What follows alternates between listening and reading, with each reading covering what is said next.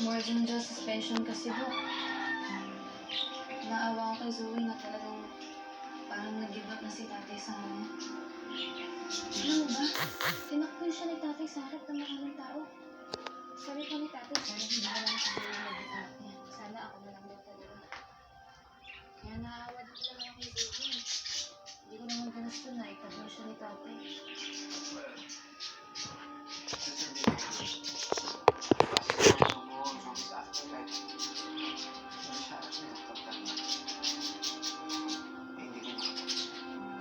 Alam mo, Dok, naisip ko din yan eh.